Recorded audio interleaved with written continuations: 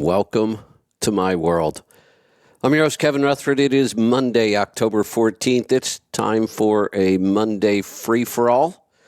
Brent will probably be joining me in a little bit. He is at the ATA annual conference, and he had a presentation right now. So I think he's on stage right now, and he'll be joining us when he gets off that. I have a couple things I want to talk about today, but before we do any of that, I want to welcome in a special guest today, also from truckstop.com, Alan Alberto. Alan, good morning. Good morning. How are you, Kevin? I'm doing good. How about you? I am doing well. Happy Monday. Yeah. You know, lately, the way the news reads, I try to take a break from all the news over the weekend because I have to read so much news all week to stay on top of things. And I try to stay away from it all weekend. And then when I wake up Monday, I'm not sure if it's Monday or if it's the end of the world. I hear you there. Yeah, the news is just... Also, taking a break, I think, just from like regular work and focusing on like life for a little bit over the weekend and the things that are important, like family and time, and then diving right back in Monday morning. Yeah, exactly. It's like two different worlds anymore. You know, all weekend I was outside and just enjoying life, and the weather was beautiful. And then I wake up Monday morning and I start reading headlines, and it's like, what? Have people just lost their mind? I hear you. So is Brent playing hooky, or is he really on stage somewhere? Brent is actually at ATA this morning. I want to say the conference is hosted in Nashville this time around, so he is over the road, and he will be joining us. I spoke to him earlier this morning. He said he would be running a couple minutes late, but probably joining close to the half-hour mark. Got it. All right. Well, at least he's working. He's not just playing hooky. Sometimes he makes an excuse that he's on a plane, and, you know, I know he puts a lot of miles on, though. He sure does. He's our face across the industry, definitely that relationship officer for Truck Stop. And I know right now it's the height of conference season for the fall. So he is pretty much back to back for the next coming week, and has been for a little while, but for the remaining weeks all the way, I want to say through like almost up to Thanksgiving at conferences. Okay. Yeah, that sounds about right. I think he puts on as many miles as most of our drivers do. He just does it in an airplane. That sounds about right. Different, seeing it from a different lens. That's over right. The road versus in the sky. That's right. Yeah, they call the middle of the country flyover country. We have to drive through it in this industry, though. Yeah, we spend a lot of time in the middle of the country. Do you get over the road often these days, or are you pretty much out of the office or home? You know, my studio is at home, so I get to spend most of my time at home.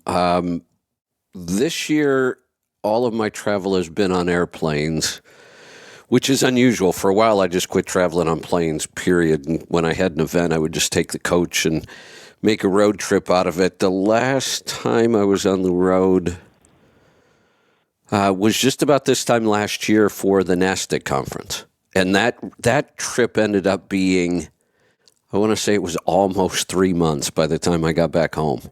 It just kept getting longer and longer, and then one more thing would come up, and I'd say, well, I'm already out here, I might as well go do it. And yeah, by the time I got home, it had been a long time, and I really haven't been looking forward to leaving. Although, our weather is about to change this week. We have beautiful summers here where it just doesn't rain all summer long, just fantastic weather. And then overnight, it just changes, and it rains and drizzles, and it's foggy for the rest of the winter. So in a month or two, I'll be tired of that, and we'll head out. Maybe this year it'll be next year, I guess, but we'll make our big trip around Matt's. Maybe Lisa and I will take off, and we'll spend a month or two on the road. That sounds good. So meeting at Mid-America Truck Show and then continuing on from there? Yeah. Or we'll plan stuff ahead of the show and then hit the show and then maybe do some things after. And we have some family in Florida. Maybe we'll head down there and see them and hang out. And when we're on the road, we try to meet with our partner companies. And for you guys, it's really easy because About 80% of the time we leave here, I'm heading east on 84, and we end up going right by your building. Couldn't be any more convenient. Oh, in Boise? Yeah. I have Right by our building. Okay. Yeah, I spent almost a week sleeping in your parking lot. That was when we filmed all of the video for this course we're actually doing some work on right now. Oh, I had no idea. That's exciting. Yeah, it was. I love Idaho. I think our office is located in such a beautiful area of the country. I've been up a handful of times. I work remote, so out of Charlotte, North Carolina, but have been very fortunate to go up to Boise a couple of times. And I love it up there. It's beautiful. You know, I think a lot of two states that I'm really I don't think they get enough attention. People don't realize how beautiful they are. Utah and Idaho. Those two states are absolutely beautiful, and I don't think a lot of people realize how nice it is and how many things there are to do. The other thing that I really enjoy when I go to Boise, I like downtown Boise, and I don't like cities much. I tend to stay away from cities, go in once in a while. There are some cities that I really like. I used to like Portland and Seattle, but not anymore. Boise, though, kind of reminds me of, the earlier days of Portland and Seattle. Boise's got great food. That's one of the things I really like going for. But there's some great restaurants downtown. They really do. I also really enjoy right near Center City. You can do so many outdoor activities. I think the last time I was there was July or August of this year for a team meeting. And I had the opportunity of going whitewater rafting. Oh, fun. Just 30 to 45 minutes right outside the city, which was fantastic. Yeah, that sounds like a lot of fun. I haven't done any rafting on the West Coast, I don't think. I used to do a lot when I was back east. Some of the West Virginia rivers and the New River in West Virginia and the Gauley, I think. Those were fun. I haven't been up to West Virginia, but I'll have to check it out. It's always a great summer adventure. Yeah. So we could talk like this all day. I suppose at some point we should probably talk about business, though. We should. Yes. So what are we going to talk about today? Yeah, so I appreciate you having me on. I think it's definitely my first time on your show, so thank you for having me. For listeners who don't know me, my name is Alan Alberto. I'm Director of Partnerships and Alliances at Truck Stop. So I'm a mini Brent Hutto, essentially maintaining a lot of our third-party relationships with folks like Kevin, right? And the Let's Truck partnership, as well as others across the industry. And just being a liaison for our customers and our partners to make sure that we continue to provide value and we're doing the good work out there that owner-operators need in order to be successful. You know, Alan, if somebody would have asked me if you were ever on my show, I probably would have said yes. It feels like you have been on the show. Maybe it's because you and I have spent a lot of time talking and working on things. It feels like you've been here before. I didn't realize you hadn't. Yeah, definitely my first time. Hopefully the first of many. Yeah, absolutely. There you go. You know, one of the things that I tell Brent this, Truck Stop is in a pretty unique position. I mean, you've grown into a really large company. I love the whole story of the company, the way it got started and where it is today. And you're in such a unique position because you touch really just about every aspect of logistics. And that's why Brent spends so much time at conferences. It's not just trucking or brokers. I mean, he's out with shippers and government agencies, and it gives him specifically such a great perspective on this industry to see it from so many different angles. And he spends time at these conferences where you do get to spend a lot of time talking to people and learning. And Truck Stop, and you're really in that kind of same position. How many different areas of logistics do you guys touch? Every time I'm talking to Brent, he's like out at some group I didn't even know existed. Yeah, that's a really great point. And you're 100% correct, Kevin. Especially in today's landscape, the ever-evolving market of freight.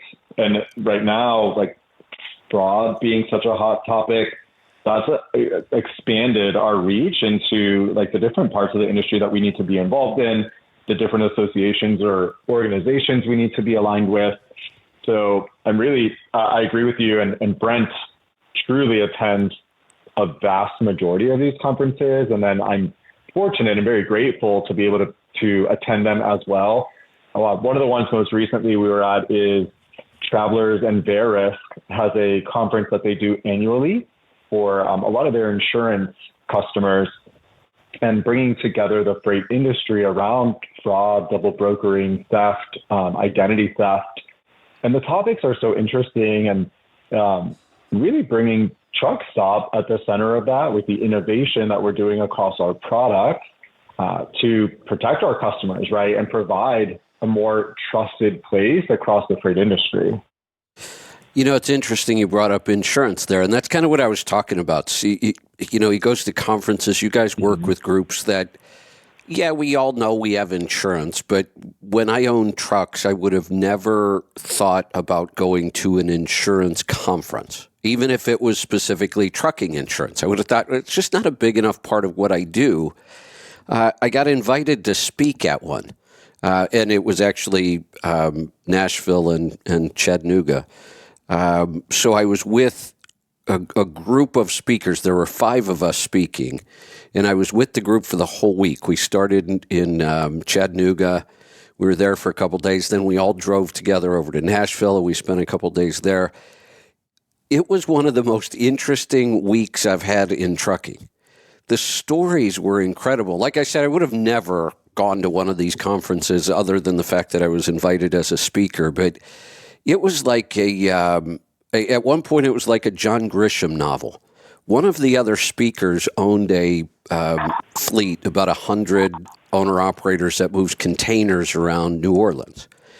And part of this conference, because it was insurance, was the staged accidents. And I didn't realize that New Orleans is ground central for that. It's been going on for years.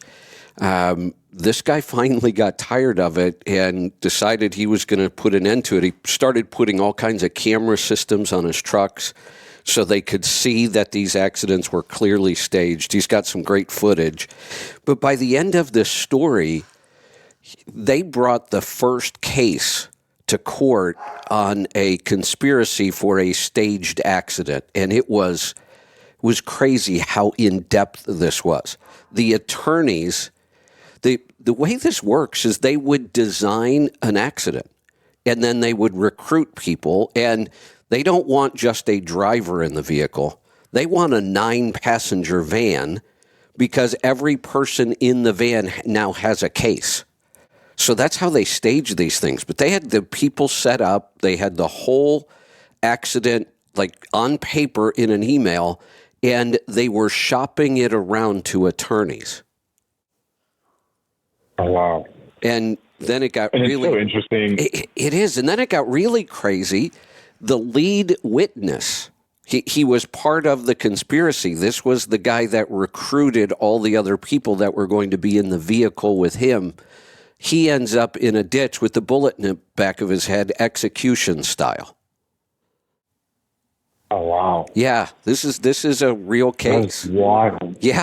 Yeah, it was, like I said, it'd make an excellent John Grisham book. And to be honest, you probably hear so many of these stories. And it's kind of sad to see like what happens as far as fraud and identity theft and just really across the industry.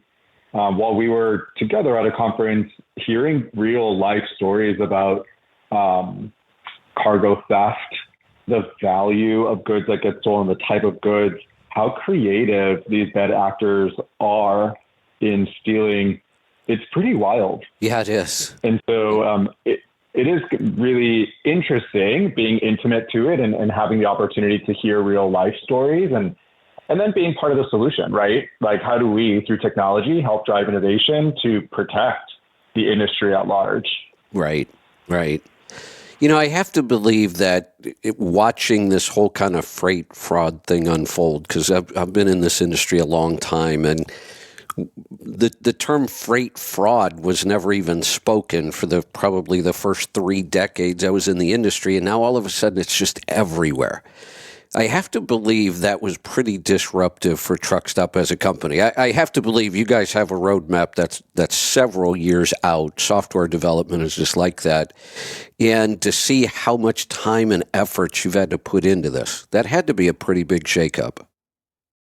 Yeah, and I think we're excited to be at the forefront of innovating for freight fraud and advancement in protecting freight fraud. We launched, I want to say over a year ago now, our Freight Fraud Fridays series. So we would post different webinars or videos or tools that the industry could take advantage of that Truckstop was putting out. All of those are still available today on YouTube. So if anyone wants to go back and look at those videos, they're there. We continue to launch different ebooks and content that can be used across the industry for knowledge sharing and fighting fraud. And then from a partner perspective, we continue to align ourselves and work more closely with the insurance providers. We've done a lot of work even with the FBI to provide data and technology around securing freight fraud. I've also heard Brent more recently say that, to your point, Kevin, right, freight fraud is a newer concept over probably the last 2-3 years. Yeah. And that it's not going to go away. Like now it's here. It's a topic that's here to stay and something that we're going to continue to have to evaluate and innovate around. Yeah, there's no doubt. It seemed like a lot of things we're dealing with today. It was there, it existed, but it was such a small part of the industry. We really didn't talk about it till COVID. And I remember at the beginning of COVID, hearing somebody make this statement, and it kind of stuck in my head, and boy, was it true. The idea that emergencies or pandemics or anything that kind of shakes things up this much tends to really increase the speed of change. Like things that were already coming, they're real. So like work at home. That's been going on forever, but boy, it really got accelerated during COVID. Freight fraud felt kind of the same way. It had always kind of been there in the background. We never paid much attention to it. And then with COVID and the lockdowns and everything going on, it just seems to kind of exploded right then. You're right. We've definitely seen it across, Truckstop, and I believe Brent has spoken to this in the past, has had a securities and assurance team from day one, right? So we have an internal team that really monitors the load board and makes sure that the freight that's being posted is secure. And we really do a good job at even kicking off bad actors from the load board or any of our products. Recently, we put out statistics. I want to say it was posted on LinkedIn and our other social media channels, the amount of accounts that we've blocked due to bad actors or like poor behavior. So to align with that, and to your point, there's a graph that our product team has shared more recently when we attend conferences or even on webinars. And it shows that fraud has been around, right? It was just at a much lower volume that didn't turn a lot of heads. We've been fighting it. We've been removing bad actors from the board for years. Right. But it was something that was pretty low and pretty manageable. And then I want to say, if my memory serves correct from the graph, early 2020-ish, 2021, so like COVID time. Right. We saw that huge spike. I want to say it was a 300% increase in freight fraud. Oh. Yeah, that'll wake you up. And then the cool thing about that graph, though, is looking at the data now, the industry has aligned to help each other out, right? And really work in partnerships to make sure that we're all communicating with each other, providing each other the necessary information to battle freight fraud holistically as a whole. So that we're all helping the industry and creating a more trusted marketplace of freight. And so we have seen over time the numbers start to come down and be, I don't know if it's the right word, but like maybe more balanced. Yeah. And as Brent says, right, like freight fraud's not going away, but at least like we're all aligned on getting a handle on it. You know, one of the messages we've always worked with Truck Stop on, and I was always grateful that they allowed me to share this message, because it's really what I've said forever and ever. And it might even sound odd coming from a load board, but I've said the load board should not be your primary source of freight. That's just been my thought about a small carrier, 1 truck, 10 trucks. You should be building relationships with, it's probably going to be a broker. It's really difficult to build shipper relationships when you're that small. But the number for me, the magic number is like 3 to 5 good brokers should provide almost 95% of your freight. Because the best freight, we all know, it doesn't make it to the board. And if you want the best freight at the best rate, you do that through relationships. The load board serves so many purposes, though. One, that's how you're going to find those relationships in the beginning, is through the load board. All the data that's there, we've been pushing the value of all that data for years and years.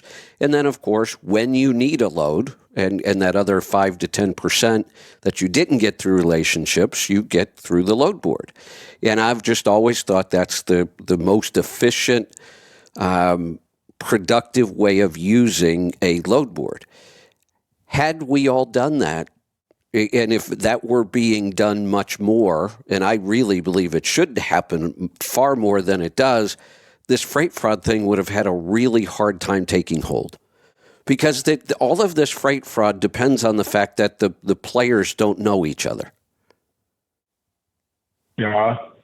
And I've heard Brent say that as something similar to that as well, right? Where we would love for carriers, and we believe, right, like carriers to have direct relationships, right? That's right. More profitable for them, and they're running dedicated lanes at that point, and the load board should be there to serve as an ally, right? Truck Stop is there as an ally and a partner to the owner-operators in the industry, carriers at large, for when they need a backhaul, right? Or when they're running like deadhead miles, to make sure that there is freight that they're moving, so that they're making the most out of their time over the road. Absolutely. Yeah. And so I think it's there.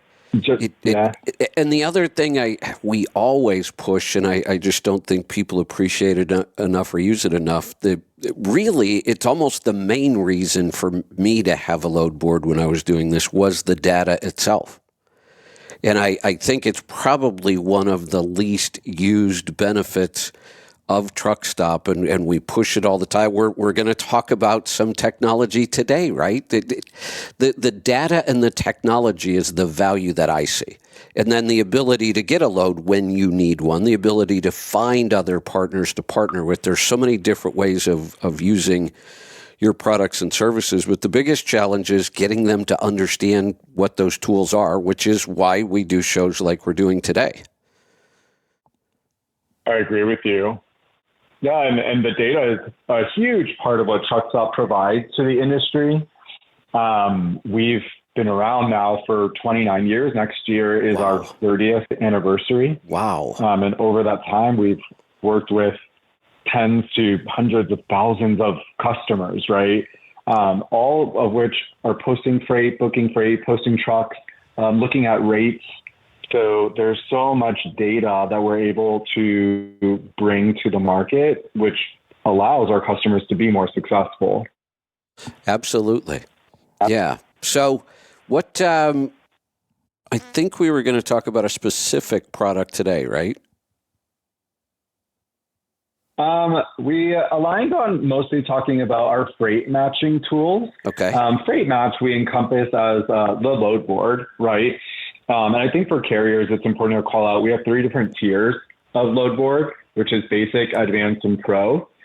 We also think that it's really important that carriers and owner operators have access to all the tools that they need in order to be successful. Yes. So there's not probably like one thing they need or like one approach to take. It might be a combination or a recipe of multiple. Our key, right, is On the load board or freight matching product, our Load Board Pro really gives all the bells and whistles, and it has additional tools in there. I think things that I want to call out are it's updated in real time. So as soon as a load is posted to the board, carriers will see that. There's no lag time on the Pro tier. Okay. So they can book freight as soon as it gets posted. And time is money, right? Absolutely. So speed to the board, speed to seeing good freight get posted, the rates that get posted, all of that is extremely important. Yeah, Another key tool that I find really fascinating is our rates tool. So Rate Insights, which is a part of the product as well. Kevin, are you familiar with the rates tool or Rate Insights? Yeah, but let's go over it. And again, one of the things I always want to stress is there are some really powerful tools in here, and some of them are really built for the small carrier and to help make them time efficient. One of the things I always talk about is when it comes to negotiations on freight, the small carrier, the owner-operator, is always at a disadvantage. And we just have to understand that. I've talked about personality types and how that plays into all this, but a big part of it is just time. The broker is staring at freight rates all day long. It's what they do. That's their world. That they live in that world all day long. The owner-operator, on the other hand, lives in that world for a couple minutes, then they have to go drive freight. I mean, that's what they do. So they're always somewhat at a disadvantage, and I love the fact that Truckstop has built these tools to help get some of those advantages back, so you can automate some of this stuff, right? That's a great call out. So automating some of that, and especially for the owner operator, the carrier who's over the road, right? They're not in front of a desk or at a computer. Typically, they're using an in-cab solution, which is their mobile phone or a tablet that they can quickly access in the cab. So Truckstop offers what's our mobile app. It's called Truckstop Go. The mobile app's available at any app store, whether it's the Apple store or the Android store, to Truckstop Go. The login credentials are the same as like their or desktop login. So they would just log in on their phone or on a tablet. And you're right. The automation is there to be able to pull all that data directly into the palm of their hands so that they can make quick, informed decisions to book freight and move freight faster, where they don't have time to be at a desk. They don't have time to be like truly analyzing and looking at data points, like maybe a freight broker may or a shipper may. Their focus is over the road, right? They're focused on driving. They're focused on picking up the next load, going and delivering, safety over the road, costs, right, for fuel and tires and insurance and all the other expenses that an owner-operator or carriers experience. So through our platform, we definitely want to make sure that we're delivering on easy automated solutions so that a carrier is successful. I definitely encourage mobile. So Truckstop Go is huge. Yes. I think a piece to add to that is we just launched the app in Spanish. So for carriers who are Spanish speaking, they can also toggle over to the Spanish language app. So enabling their additional value and more success over the road. Fantastic. So always something going on over there. So you had mentioned the rate product. Let's touch on that a little bit with the function and where and when we would use that one.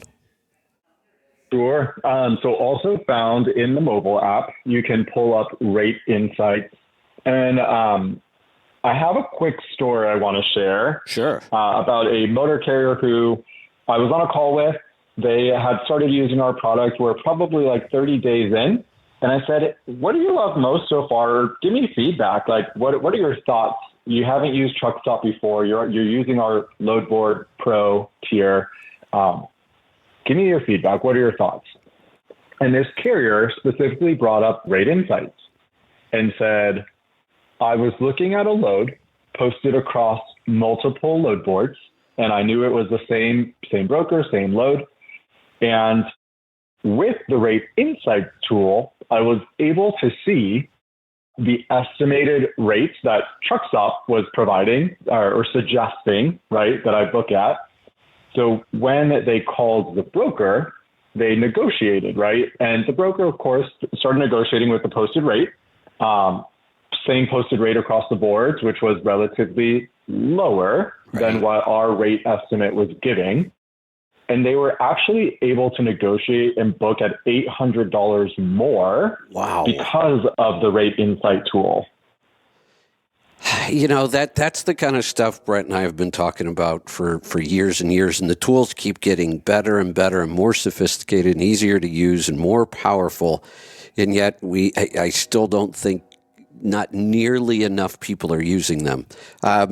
Help me out here a little bit. So there's a lot going on in the background, and that's typical of software. You know, we see the front end, we put in our information, we look to get an answer back out.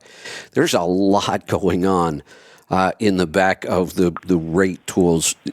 It's both backward and forward looking, right? It uses data from the past, but it also then predicts where the rate should be going forward, correct?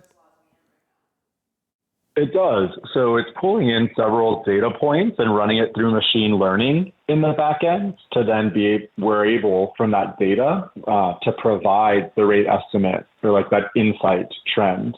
I know one of the data points that we pull in is from our own factoring business. So TruckStop runs TruckStop Factoring.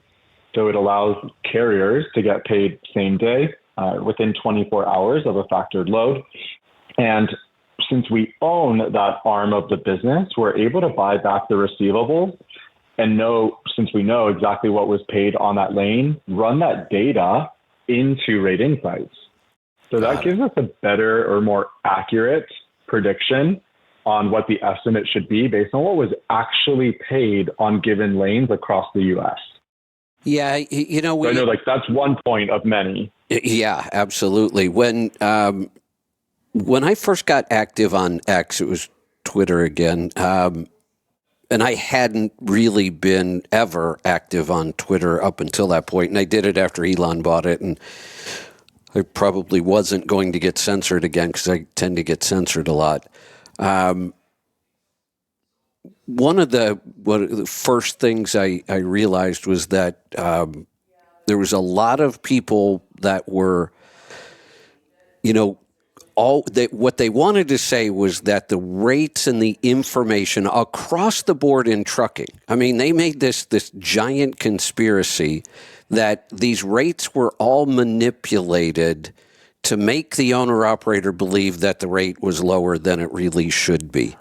And I tried to explain to people how ridiculous that statement is, but it was kind of a big deal. They actually went into this whole conspiracy that, you know, it was TruckStop and FreightWaves, and they threw data in there, and everybody they could. They were all conspiring to make the rates look lower, and I was helping them spread the word. That this was, we had to have serious conversations about this, and you know from looking at the data and being there, there are way too many players in this market to ever manipulate anything. It's just not going to happen. We're talking about hundreds of thousands of carriers, tens of thousands of brokers, shippers. It's just way too many players to ever manipulate the data. Once you get into all of these tools, I think it helps people understand how complicated this data is. One of the points you just talked about, the fact that any data coming out of load boards in the past, the majority of it wasn't necessarily, the rate wasn't based on the final transaction, because sometimes you don't have access to that final transaction. You have a posted amount. You don't always know what it gets negotiated to, but having that data now with the factoring, what actually got paid on this load, that gets us closer to real numbers. So the idea that the numbers weren't perfect, we all agreed to that. Of course, they're not perfect. They're not even close. Yes, loads get posted multiple times. We know all the things about the data, but I try to tell people the more time you spend in this data, the more you work with it, the more you will start to understand how powerful it is, even though it's not 100% accurate, and it's never going to be. You're right. And I think that that's a really important call out is we're getting closer to understanding data and being able to use it to understand trends, right? So by being able to pull back what was paid on a given load or lane, then we understand what's actually happening and getting closer to that transparency, right? So then through rate insights, we are able to provide a more accurate rate trend, and give an estimate to say, hey, when you pick up the phone and you're negotiating with that broker, here's what we're suggesting as your high, your low, and the estimate in the middle of where you might actually want to land. So it's just another tool. I think in addition to that, it's one tool in the tool belt for an owner operator, right? Yes. Right. I would also encourage using several tools. There are a number of great products in the market that encourage all of us to be better and better at what we do. So there's nothing wrong with looking across multiple sources.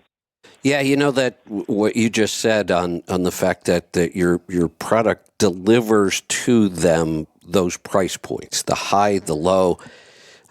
We actually teach negotiation as part of our CMC, and we've been doing it for years. And I just try to teach owner operators and small carriers some quick tips on how to negotiate. And one of the biggest mistakes that they make over and over and over is they pick up the phone and they start to negotiate on a load that they've put almost no thought into.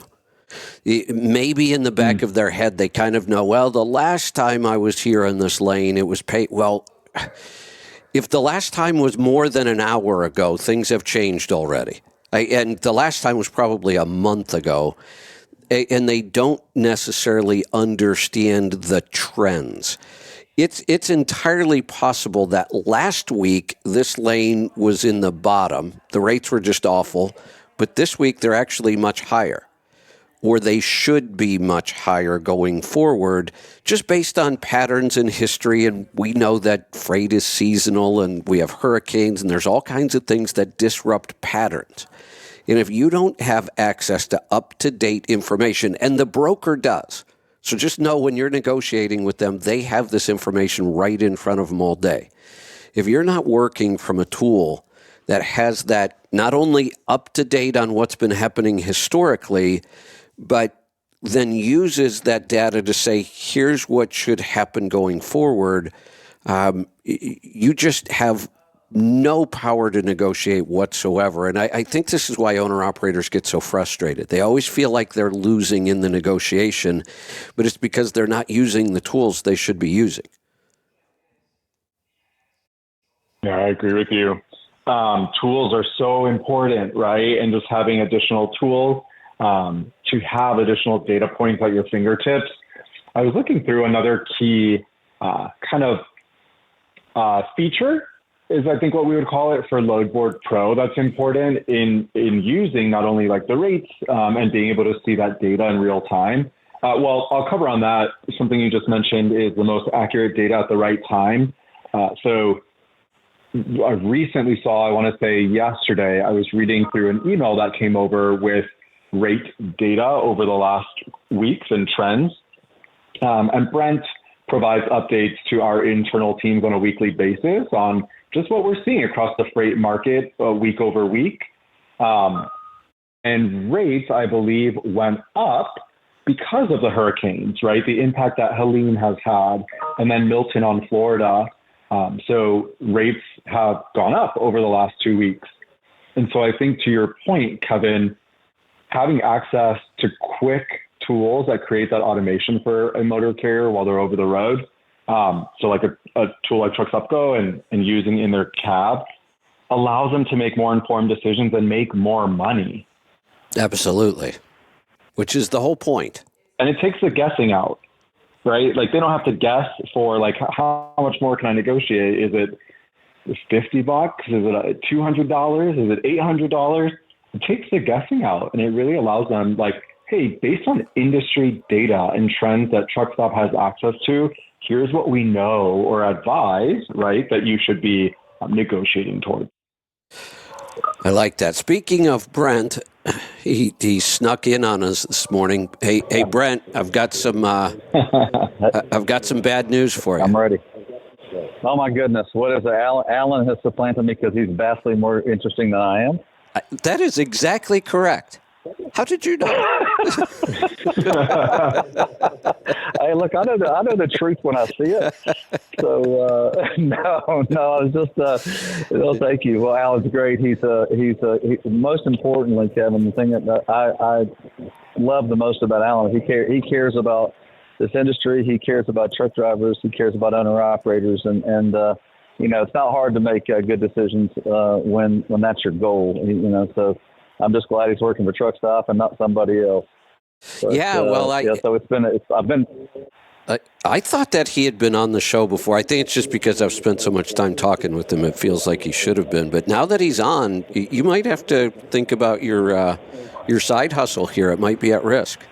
Well, I'm just telling you. I already told him earlier today. I said, look, if I go down a ball of flames, man, you got to pick up the mantle and keep running. There you go. So you just never know. You never know with life. But no, I'm here at the American Trucking Association Management Conference and Exhibition.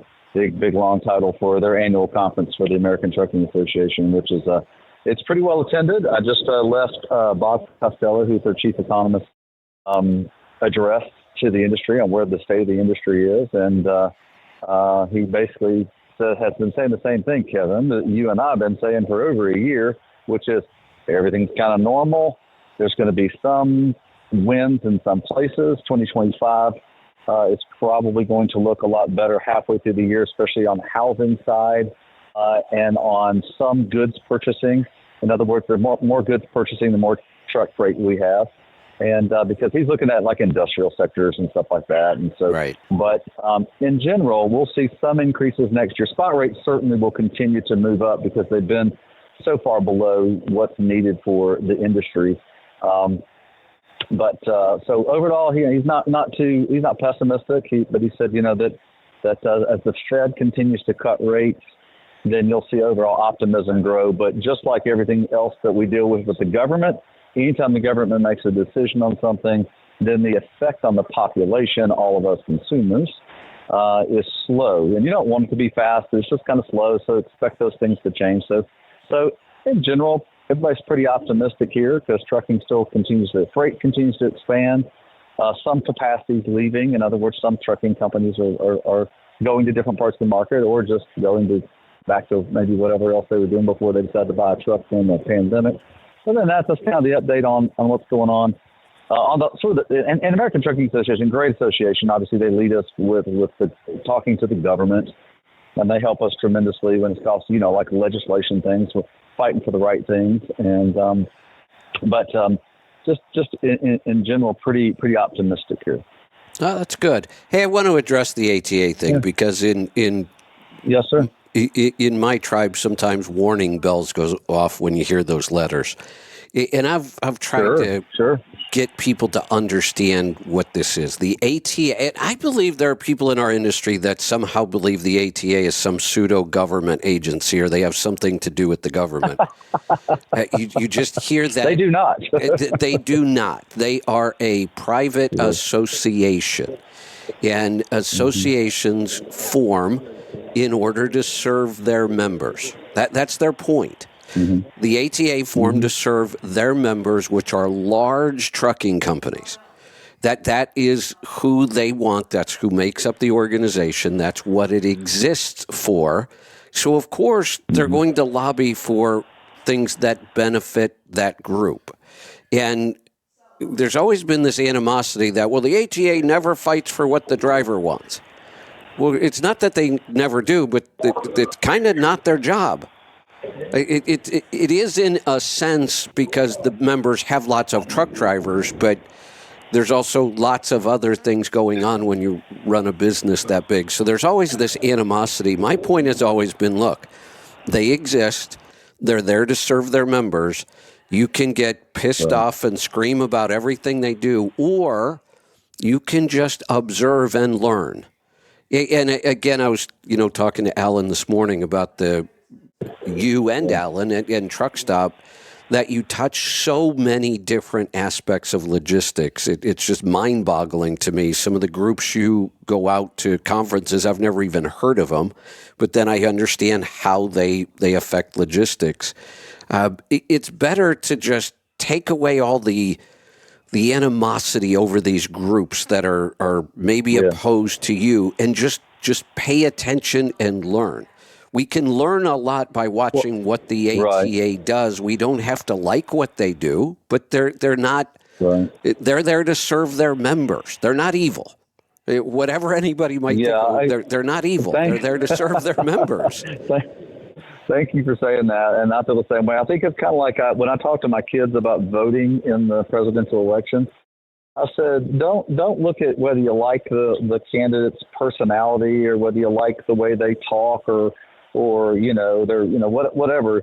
Look at their policy. You always look at their policy because that's what we have to live with. So the ATA fights for a lot of policies that independent owner-operators would probably be very happy about.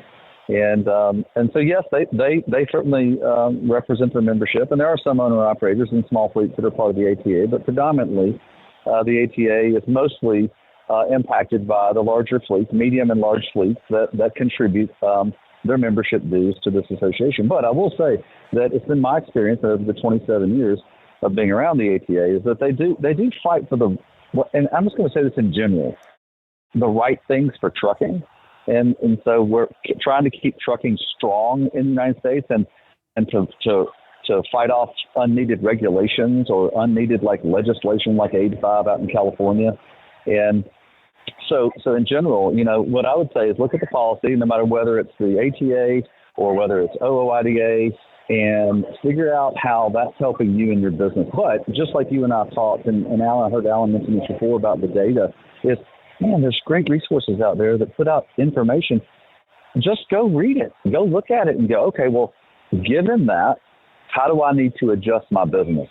Because you're not in control of the government. I'm not in control of the government. The owner-operator is not in control of the government. But you are in control of your business, and how you adjust to it is really where the rubber meets the road and where you can figure out how to make the best out of it. So that's been my sort of take on the last, more than 25 years of kind of watching trucking and being around it.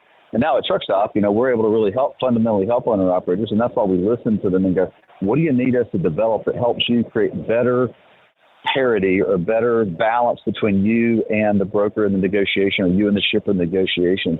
And that's really what we're out for every single day. I think an important call out to add to that and kind of reiterate, Brent, what you just shared and what Kevin shared earlier is there are a number of associations out there that are here to help the owner-operator be more successful and be a community voice across the industry and provide advocacy. So, Kevin, I heard you say earlier, you mentioned going to the NASTC conference. Brent, you're at ATA. You also mentioned OOIDA. There's also TCA. There's a number of different associations out there who are there to help and to do good work. I think it's up to the owner-operator themselves to do a little bit of research and align on where do you believe that your voice will be heard best, and then join those groups. And it can be multiple. It could be all of them.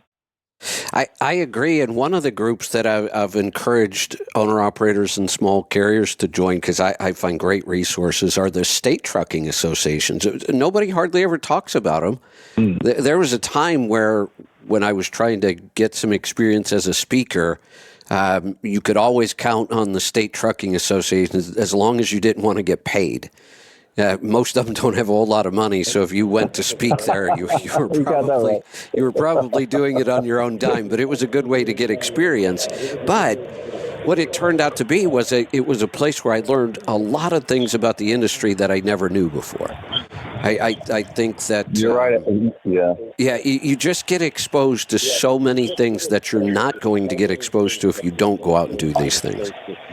Well, if you want sort of representation as a independent owner-operator that owns one truck or two trucks or five trucks or something like that, then the state association is a great opportunity for you, because most people, and I know that some truckers may know this and some may not, Kevin, is that all the state associations are part of the ATA. Now, they exist independently, but they're part of the ATA. And so if you really want representation, man, go see the head of your state association. I know in Alabama, the guy that runs the association, he depends on their operators all over the place, is a guy named Mark Colson. He does a great job in representing the Alabama need for, what goes on in trucking. They're kind of like a representative from your congressional district, where they're representing your interests, but they don't know your interests unless you call and tell them. That's a good point. That's exactly right. And there's just a lot of great resources and a lot of great people to be. Think about this, especially if your goal is to build a fleet. Many state trucking associations are made up of members that started very small trucking companies and built them into fleets. Aren't those the people you should be spending time with? For sure. Community, right? Yeah. Well, connecting with other people who've done it before. Yeah. I'd say learning from their experiences. Yeah. There's two ways. My dad always told me, Kevin. He said, "Look, we can learn two ways. You can learn from your mistakes, or you can learn from other people's mistakes. It's kind of up to you. How much more pain do you want? Your own mistakes are much more painful. Learning from somebody else's is usually painful, and there's less time involved in it." Yeah, that's a good point. Learning from experts is, usually they'll just talk about, hey, here's the things not to do. Here's the things that are anti the success of your business, but don't do those things. So I'm always open to that when it comes to what you need to learn in any marketplace. Absolutely. All right. Let's go back to the freight matching product now that we've got Brent here. Let's kind of go through what this freight matching product is all about, how we would use it to our advantage. Yeah. So, Brent, I was sharing that a key to freight matching, especially for the owner-operator, is an in-cab solution, right? They don't have a lot of time in front of a desk or to be looking through the data points. So facilitating Truckstop Go, going mobile via the phone or on a tablet, is extremely important for efficiency. We also talked about Rate Insights as a tool that's embedded to be able to negotiate rates, make more money while over the road. Right. I think another key feature that I wanted to call out, especially on the mobile app, the Truckstop Go, is load alert notifications. So you could enable notifications, so a pop-up coming directly to your phone on dedicated lanes that you run regularly. So that means as soon as that load gets posted, you get alerted and delivered right to your phone, or essentially the palm of your hand, so that you can book and go deliver and make more money. Yeah, for sure. I think about, and all those things are great technologies and data points. I think also the thing that is, to me, is something that's kind of underutilized is what's called lane densities. In other words, if you're in city A, you need to know how many other trucks are competing against that piece of freight you're looking at. So if you've got 40 trucks competing on it, you better settle on a price super fast, all right, if you want that piece of freight. If you've got 3, then you probably can negotiate a lot harder because there's less trucks competing on it, which means, and by the way, the brokers all know this. They know the lane densities, That's right. the number of trucks that are in the lane. So arm yourself, Mr. Owner-Operator, arm yourself with knowing how many people you're competing against, because, look, trucking, one of the things I love about trucking is that we all love each other, man. Every trucker loves every other trucker. We're this great sort of fraternity community that we're all together on. But in the end, we're still in a competitive environment that in today's market, there's a lot more people competing for freight that's out there than normal. And so if you're going to be competing in the marketplace, then make sure you know what you're competing against. Yeah, absolutely. I just saw, I was talking, I think it was last year when the number came out, the average cost for a fleet per mile to run their trucks, and it was $228 a mile, which is pretty high. It's higher. The ATA just released something. I think it was 20 cents above that. I thought I saw something this past week that somebody put out as like $270 something a mile now. Yeah. 270. I think you're right. You're jogging my memory here. I've been traveling too much. I think it was 272. Yeah. 272. Yep, that's it. Dude, owner operators ought to be able to eat the fleet lunch with this, just because they can operate so much cheaper, less costly. I don't like the word cheap. No, you're right. So, a lot more efficiently, and we learned from your book recommendation, Economics in One Lesson, that's the only real way to create new wealth is to be productive and efficient. Well, I knew it was going to come back up. That's right. That book, I got more people. Go ahead. No, go ahead. What about that book? No, I was just going to say, I've been talking. I was talking to Bob Costello, who's the chief economist for ATA, and I was talking about the book. He goes, I don't know that book. He goes, I got to read that book. I'm thinking, this is a legendary economics book. Yeah. And how many? I've talked to three economists in the last 3 months, and they don't know it. I mean, it was written back in the 60s. So I'm just amazed 40s. at how many people. I mean, I stumbled on it, and I'm just a business guy out there. So the original. Brent, what's the name of the book again? It's Economics in One Lesson. Brent, it was the original copy was written in 1946. Oh, that's it. There you go. Yeah. 46. It was rewritten in the 60s and then updated again in 77, which is the version that I just read was the updated from 77. But 1946. Right. And yet it explains so many things so well. And it fits right in with what we talk about on this show all the time. Rates are what they are. Yes, the best we're going to do on the rate side is understand rates. That's why we talk about all these tools to help them understand it. Build good relationships. That's probably the number one thing you're going to do to get a better rate. Is build good relationships. But then once you've done that, the market's going to do what the market's going to do. Rates are going to be based on supply and demand. It's why we spend so much time on this show and the CMC and everything I do, hyper-focused on expenses. Because that's the only way, efficiency. It's the only way to generate new wealth. Everything else is wasting money. Mm-hmm. Yeah, for sure it is. I mean, I can't tell you how important efficiency is. And efficiency, you can look at it. I know some truck drivers go, I want to drive, or they think faster speed is going to get me more loads because I can run more miles and all that. Although there's a much higher cost vector when it comes to running outside of the efficiency ratio of your vehicle. And but I just think about efficiency from the standpoint of being able to grow your business, because every business grows when it's operating the most efficiently, because you can take on more opportunities, you have more cash flow, things work better in the business. Efficiency is the key to expanding your business. And I know most truck drivers, most owner-operators don't always look at it that way, but efficiency is the key. And sometimes efficiency might mean, driving a little faster in very, very certain occasions. But for the most part, it usually means maximizing the consumption of what your cost is. Yeah, absolutely. We talk about that. It never once have we said you should drive 55 everywhere you go. That would not be a true statement. Not That's not the most efficient, not the most productive, because we want both things. We want efficiency and we want production.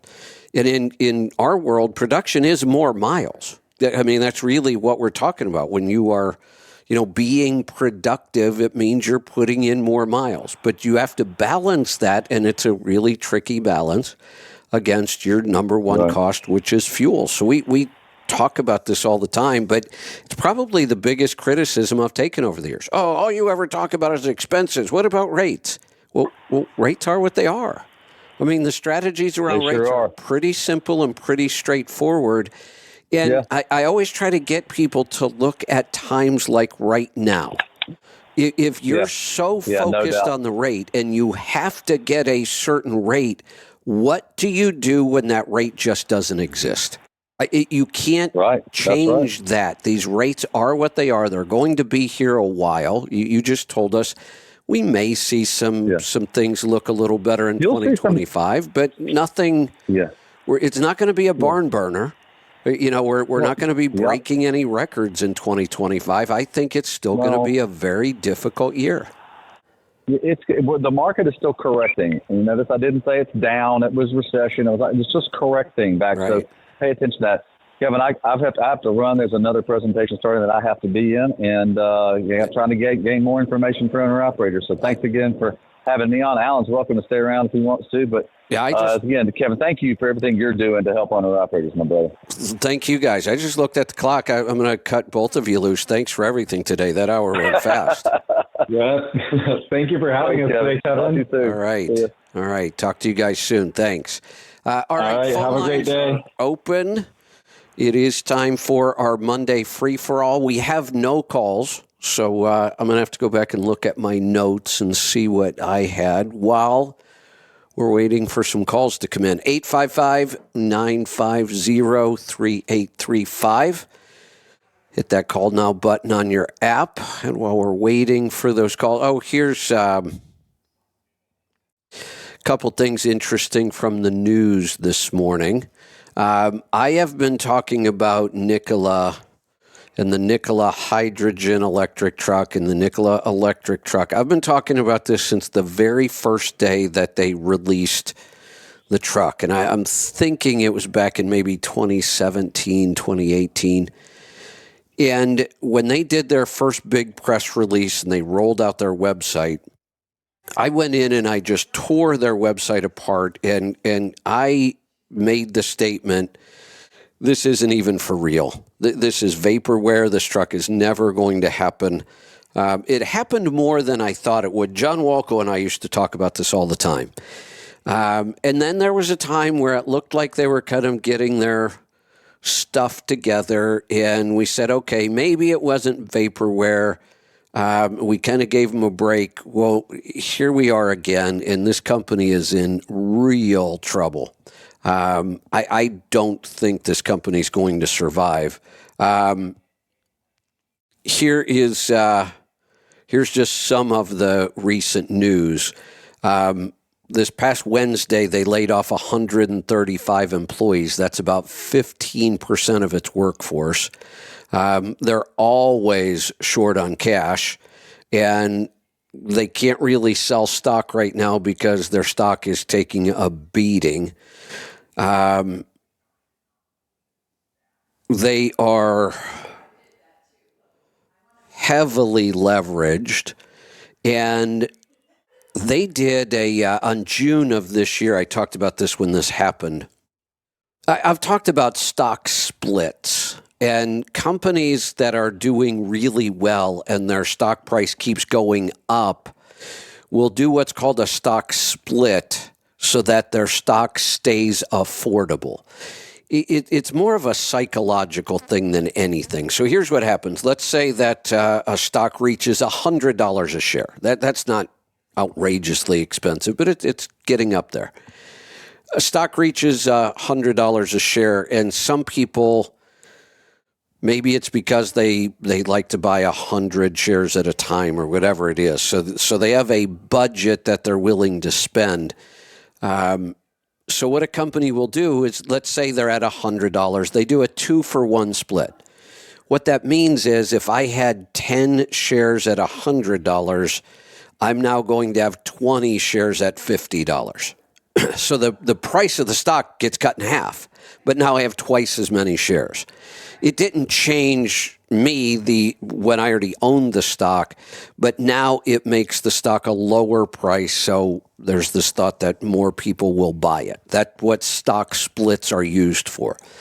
On the other hand, you can look at, some stocks that never ever split, or very seldom, like a Berkshire Hathaway that, you pay hundreds of thousands of dollars per share.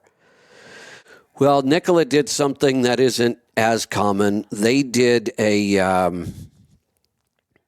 1-for-30 reverse stock split. So in a reverse stock split, they're doing the opposite. They're increasing the cost of the stock, decreasing the number of shares you would get.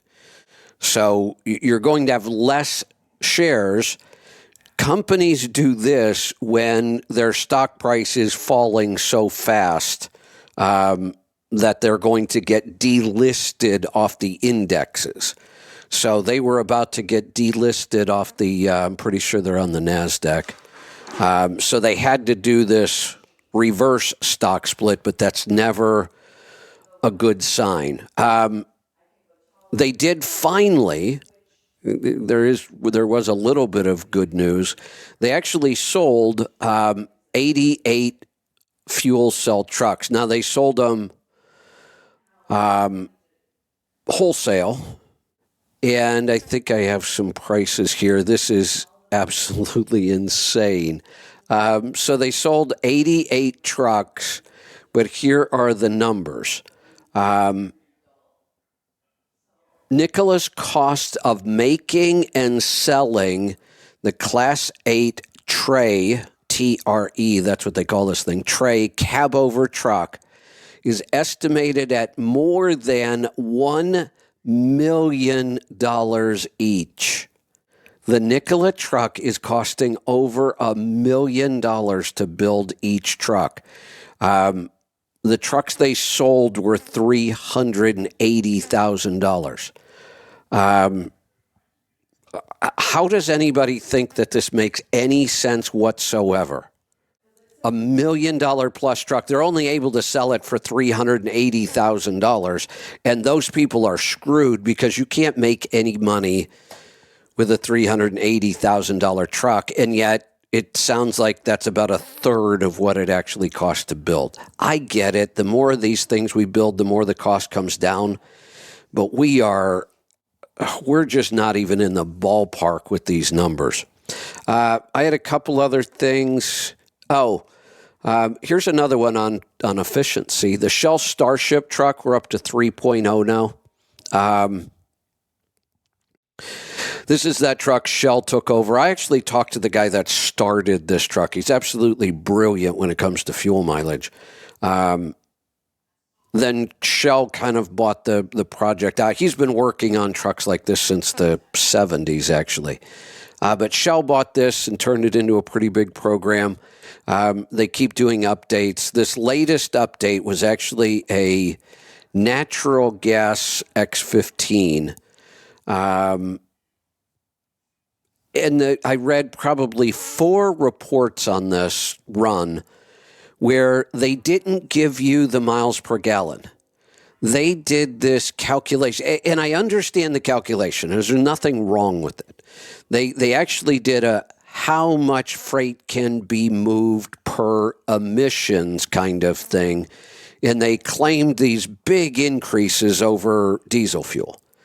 And I thought, well, okay, that's great information, but tell us what the real fuel mileage was and the cost.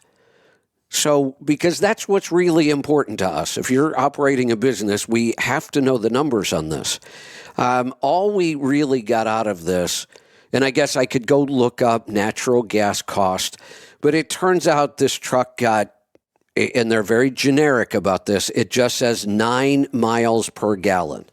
Not 9.23, just this really round, it got 9 miles to the gallon. Well, and then this makes me a little crazy. And then they say a typical diesel truck averages 6.4. Yeah, but there's a problem here. You're using 2 different fuels at 2 different costs, so I wish somebody would have put the cost numbers in here. But they didn't. I've read every article I can find about it. I don't think anybody's going to get excited about 9 miles to the gallon and the cost of this truck and the cost of the natural gas and how difficult it is to get. We are nowhere near making these kind of trucks viable. Let's get to some phone calls. If you want to join us, 855-950-3835. It is a free-for-all. Hit that call now button on your app. Whatever it takes, jump in here and join me. Let's get started in Ontario. Kurt, welcome. Hello, Kevin. Thanks for taking my call. You're welcome. What I can I have a help you question with? about what oil you think I should be running in my Series 60. I know the formulations have changed to accommodate the new emissions, and I've been using T6 forever, and what do you think I should use? Stick with T6, or is there something better? I like T6. especially on some of the older engines. If you're running T6, how much oil does it consume when you use T6? It doesn't even use a gallon in 10,000. It's still Nice. really tight. Nice. Yeah, I would just keep using the T6. It's a great oil. Okay, yeah, I've been really happy with it. I've been driving this truck for almost 19 years. Oh, congratulations. And it just runs great. Yeah, that's pretty Yeah, awesome. thank you. How many miles total now? I'm at 2.7 million. Wow, that's incredible. I know. I love that. Yeah, it had a rebuild at 700,000, so I've got 2 million on the rebuild. Wow. Yeah, still going strong too every day, Kevin. That is incredible. Boy, talk about being efficient. Do you know how much money that truck has made you? This truck has changed my life. No doubt. I drive between 50 and 55. I'm in direct right now, cruising along, nice and easy. This truck's been fantastic. It's a 99 Classic Freightliner. That's a gold mine right there. It sure is. I hope to keep it for another 5 years. If all keeps going well, I'll be able to retire right out of this. Boy, when you retire, that thing needs to go in a museum somewhere. Well, I'm thinking about taking the fifth wheel off, and I'll pull my Harleys down to Florida for a winter vacation with it. There you go. That's an even better idea. Well, thanks a lot, Kevin. Thanks for everything you've done. You've been a big help on keeping this truck efficient throughout the years of my trucking career. Excellent. Excellent. Congratulations. Love to hear stories like that. All right, let's go to Texas. Bill, welcome. Yes. Did you see the video on the SpaceX launch and capture of the I did. I just watched that this morning. Man, that was incredible. So I've talked about this, the fact that I grew up with the space program, NASA going to the moon. I was 6 when we landed on the moon the first time, so I remember what a big deal that was watching that. And then I watched and our space program was clearly a success, getting to the moon, doing all that. The space shuttle program, I was never all that impressed with. I know we learned a lot with it, but it seemed like that program went on for a long, long time, and we really didn't get as much out of it as we could have or should have. The belief always was that this space exploration is so big that only the government could do this. And it turns out that's not true. And not only is the government not the only one that can do it, they have now been shown how it should have been done a long time ago. NASA has never been able to return their rockets. We just dump them out in the ocean, and it costs us a fortune that way. And here, one guy. I mean, really, Elon is the guy. Sure, he's he hires a lot of people, but it's mostly Elon. And I was really impressed when they just brought him back to the pads and landed him. They just isn't this the biggest rocket? So that's the one. I think this might be the biggest rocket anybody's flying right now. They brought this thing back and landed it like almost on a launch tower kind of looking thing. Yeah, the launch tower just grabbed it. Yeah, that was very impressive. No defaults for landing. Yeah, that was very, very impressive to watch. It's just totally amazing. It is, and I don't want to sound like a Elon Musk fanboy, but you have to know that we are watching history. That 100 years from now, people will talk about Elon Musk the way we talked about Edison, and other people like that, or Henry Ford, or the things that he is creating. It almost doesn't seem possible. He's running like 5 separate companies that are all doing incredible things that almost nobody else can do. Yes. Great. I mean, the whole SpaceX thing is pretty damn incredible. Just SpaceX alone, what they've accomplished. And now we've had to bail out NASA because their astronauts would have been stranded in space for a very long time. because Boeing failed. And who's going to come and rescue them? Elon. When we can't get internet to rural areas, even though they've allocated almost $5 billion to get people in rural areas internet, they've connected nobody, even though they have all this money. And it turns out that Elon can basically do it in about a week's time at very, very little cost compared to what they were spending. I mean, and the Boring Company, nobody even talks about that one. That's a pretty big deal, what he's doing with Hyperloop tunnels. Yes, really great.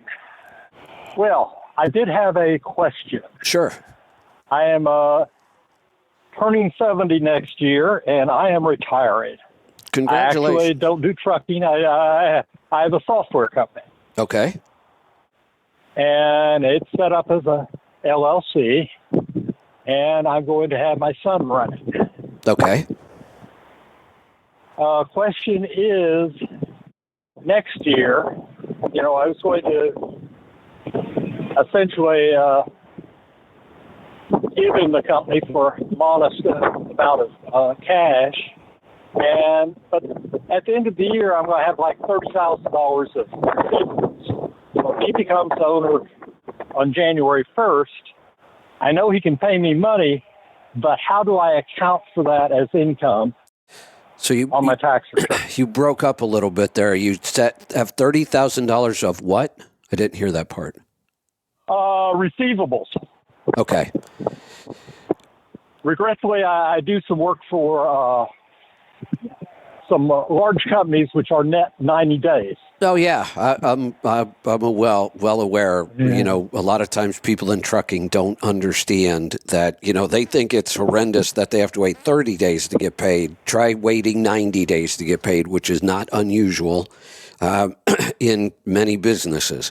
So I want to go back. So I want to be clear on the question. So you are selling the company to your son, but it's a pretty modest amount, right? Right. Now, my guess is whatever that amount is, you're going to have to pay. And he doesn't have the cash at this point. I mean, Got so it. he runs the company for a while. He isn't going to have the cash to pay. So the company technically is still going to be your company. No. He's running it, and the money he makes from running it, he's going to cash flow to buy the business from you. Right. Okay. So there are some things we need to talk about there, but then I want to get to the specific question about the receivables. Give me the question again on the receivables. Okay. We bill monthly for maintenance and hosting of websites. Right. Got it. And I have terms of net 30. So when I do my December billings, all that money's going to come in January. Correct. And my plan was for him to be the official owner starting January 1. Okay, but are you financing the deal then? Is there going to be a note that he has to pay off over time? Not at this point. I'm just aiming to do it informally there. Well, part of the problem is... So I don't know. I have to do a note? Well, yes. Part of the problem with this is informal kind of arrangement is usually it makes a mess of taxes because taxes are never informal.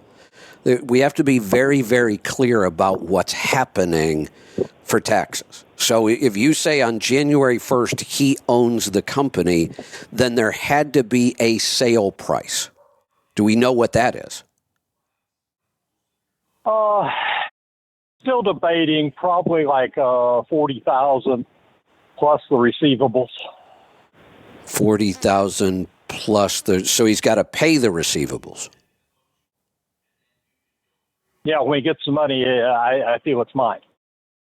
Correct. So he's not getting the receivables that are on the books on the day he gets the company, and that's fine. That still comes to you. So the $40,000 then is the purchase price. The receivables really don't have anything to do with this. So the 40,000 is the purchase price. My guess is, like a lot of companies, you probably started this with almost no cash in the very beginning, right? That is correct. So you have really what we would call, and I'm assuming, I'm not looking at tax returns, we'd have to go back. This stuff actually gets fairly complicated. We have to know what your basis was in building this company. And it may be zero. And it may be zero because essentially it's zero. Yeah, and that's not uncommon with small companies because we cash flow the company. It's not like we walked in and said, here's $50,000, I'm starting this company. We just started doing some work, and then eventually somebody paid us some money, and then we cash flowed, and we just built from there. And you have deducted on your tax returns all of that money you've already spent to start the business because it was all cash flowed. So your basis is zero. Yeah, I was right. So right off the bat, the first tax implication we have is you will have tax on a $40,000 long-term capital gain. That's your first, because that's what your basis is zero. You sold it for $40,000. That is a full gain. It's long-term because it was more than a year, so it's a fairly low rate. Depending on your other investments, but that's what you're going to face right off the bat is a tax on that $40,000.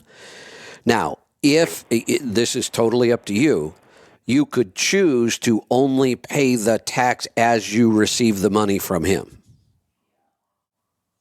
If you are the one financing this, and you are, he's not writing you a check for $40,000 on January 1st, right? That is correct. So let's say in 2025, he pays you $10,000. Well, then that's your gain for that year. So you can spread your gain out over the time it takes him to pay this. And I'm not I don't think he's going to, I think he's going to pay it all in 2025. Okay. Well, then you would end up with that full gain on your tax return for 2025 then. And you just call it Capital gain. capital gain. It's and a long-term it's what sort of capital property? gain. Okay.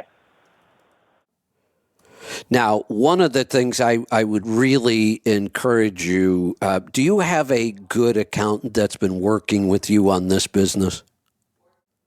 Well, I have a mother-in-law who's an enrolled agent. Oh, excellent. Excellent. That helps a lot. I really like enrolled agents because they really, really focus on tax law and not necessarily accounting, which is more important for a business your size. Have you talked to them about any of this yet? Well, she was talking about remaining an owner of the business,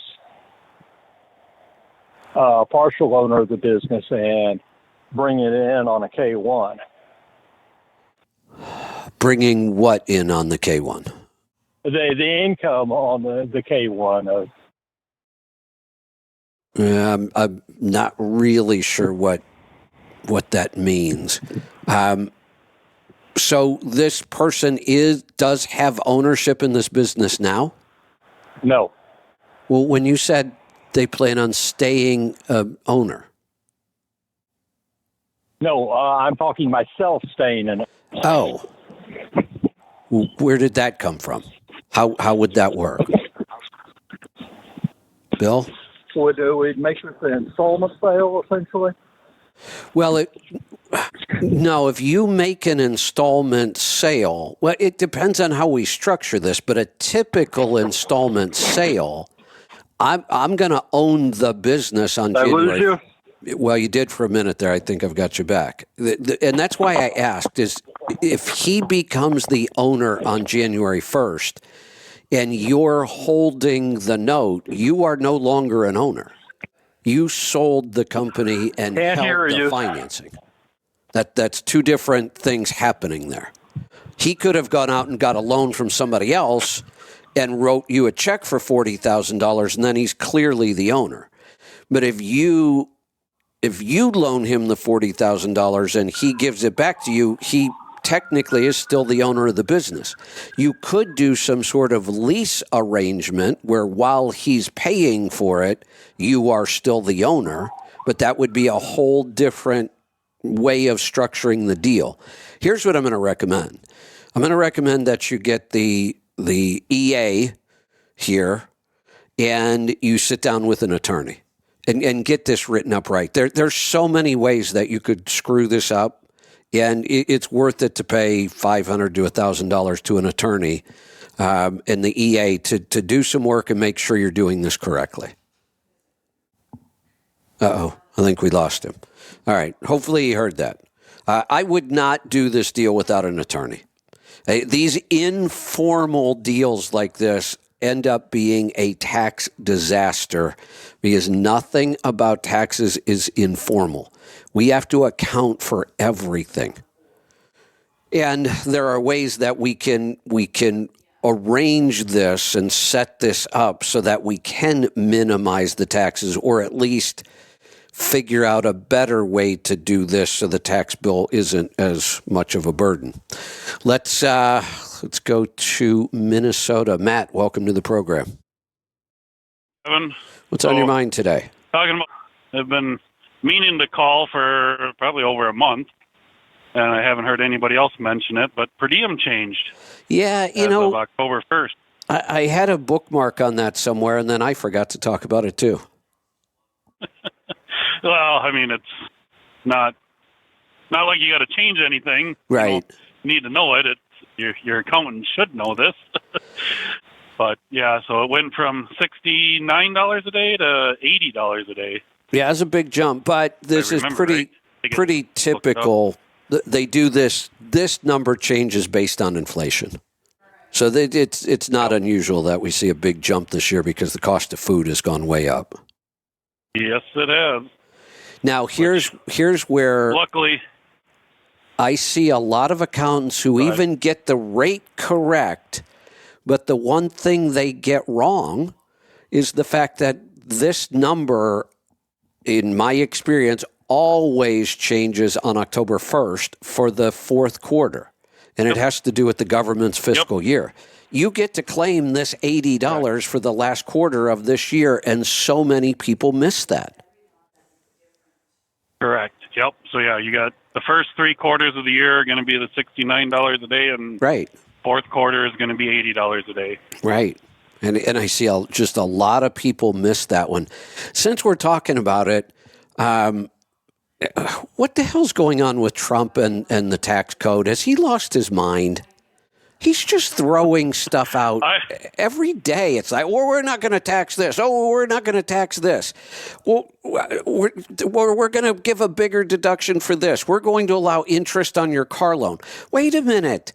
The whole point of his last tax law change was to simplify things. He took away all the standard deductions and instituted the double. Or he took away the itemized deductions and put in the double standard deduction, basically. Well, now he's going back and bringing back some of the itemized deductions again. Yeah. If he wants to make my only hope this big of a change, I know this is not the case. No, I know what you're going to say. And if he wants to make this big of a change to the tax code, then get behind the fair tax. Yeah, he's going to throw all these things out there, which, like I say, this is not what he is thinking. I'm positive he's just doing this for votes. I think he is. I think that's absolutely what this is. This is pandering for votes. He's just throwing goofy stuff out every week. Yeah. But yeah, my only hope is he could wait, and say, well, look at how crazy all this is, and why don't we just go to the fair tax and make it and do away with all this? That'd be a good way of selling it. Yeah, if that's what he does. But I like every week it's something new. Now, like I said, he's bringing back being able to deduct interest on your car loan. Well, why?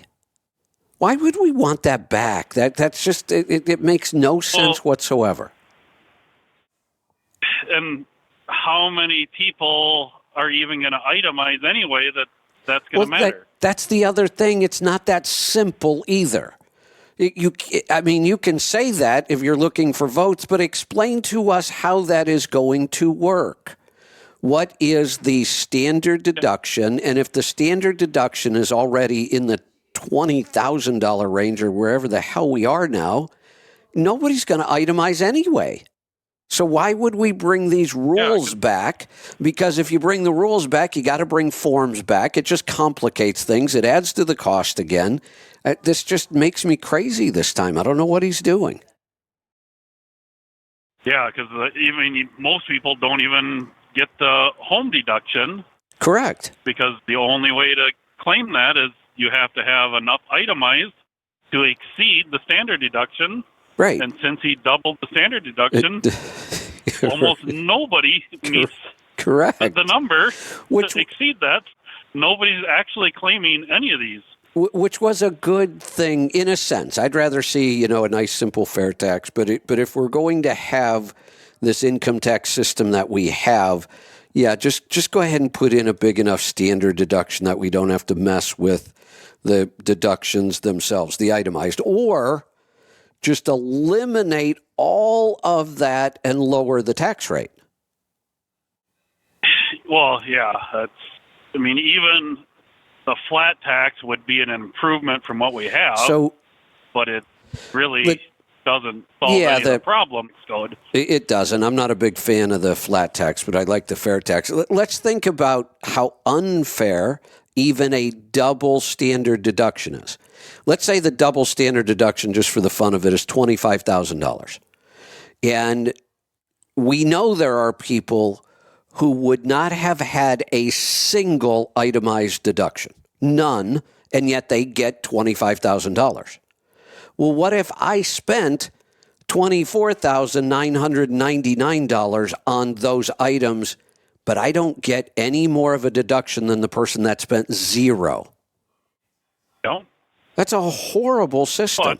Now, I like it better than all the goofy itemized deductions and all the rules and all the forms and all the paperwork. That was even worse. But this really is still not fair. I hate even to use that word. It just doesn't even make sense. Why one person who spends nothing gets a $25,000 deduction, and I spent $25,000 and I get a $25,000 deduction? Well, yeah, I think just completely do away with all deductions. Yes. And lower the tax rate. Correct. Because, even the home mortgage that has been around for I don't know how long, a very long time. Long as I've been doing tax returns. Why is that a special tax deduction? Well, you know why it is? Compared to any other thing you spend money on. Yeah, and here's why. And this makes me ownership. Correct. And I hate using the tax code to influence behavior. And they do it all the time, and it makes me crazy. They did it to encourage people to buy a house. Well, that's using the tax code to change somebody's behavior. If they want to buy a house, let them buy a house. It shouldn't have anything to do with our taxes. And then when they start talking about, and there's going to be a push for this now because they're talking about health and highly processed food, somebody's going to bring up, well, we should tax that food. No, we should not. I don't believe in sin taxes on alcohol. None of that. The tax code should not be there to try to change our behavior. Well, yeah, other than this is the one thing I could see on the health side people push back about the fair tax is in most states that do have the sales tax, their food is exempt. Correct. And right. The fair tax would then apply to all food items. Yes. But technically it's already there because all the employment taxes are... Well, exactly. And here's where we get out of whack on this whole idea. Again, it's when we start using the tax code to try to change people's behavior. To me, that is completely wrong. Build a nice, simple tax code. The fair tax works really well, has lots of advantages, and we're not really using anything in there to try to change people's behavior. I just think that's part of the way our tax code got so screwed up, and it also strengthens the lobbyist. So now we have more and more lobbying around the tax code because, oh, well, we want an exemption because we do this, and just get rid of all that. Would be so much easier, but just Trump this time, it's like he's lost his mind around this whole tax thing. Yeah, and I mean, I get it. It's, we're down to, 3 weeks from tomorrow? I think so. Think so? Yeah. Yeah, which it's because I don't really listen to live radio or live TV, anything that has commercials anymore. Right. To me, this election cycle has almost been a non-issue to me as far as ads and campaign, because I listen to podcasts and books, and I don't hear any of that stuff anymore. Right. Yeah, but, when he first came out with the whole no tax on tips, within 10 seconds of hearing that, I thought that's a stupid idea. Then no tax on overtime. Oh, it's getting worse. The one I could probably go along with, I've said it before, because we never used to tax Social Security, and it seems like an overcomplication of the system. The government gives me money, and then they immediately take some of it back again. Come on, there's got to be, there's a better way. Tax on the tax money you're receiving. Correct. So that one, when you're receiving tax money, I don't understand why they tax it. Why they tax it, right? And ultimately, everybody has the opportunity to benefit from that. Now, sure, somebody's going to die before they get Social Security. We can't help that. But when you say we're not going to tax tips, well, that rules out about 90-some% of the people. Well, we're not going to tax overtime. Well, there's a ton of people that don't get overtime, don't want it, don't work it. Then there's industries like ours that don't even use overtime pay, period. That was a really stupid idea. It just, and then he starts throwing out, well, we're going to bring back itemized deductions. Why? You were the one that got rid of them. Why are you bringing them back? Yeah. I wish he would just spend his tax time on solidifying his original plan, because many of those rules have sunsetted. Yeah. So the whole overtime tax, so much more complicated this will end up becoming, because what is overtime? Is it over 40 hours a week, or is it over 8 hours a day? Well, right. So now we have to start writing rules about this, correct? And it's just like I said, I don't know. He handled the tax thing so good on his first time around. It was one of the first things he did. As soon as I saw the plan, I praised it. It was very small business friendly. It simplified things. And this whole talking point of, well, he gave the tax breaks to the billionaires. Where? Well, what tax break was there that really benefited billionaires in there?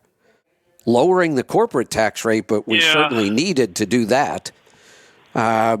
So this to me was a really, really small business-friendly tax law change, one of the best I had seen, and I said that.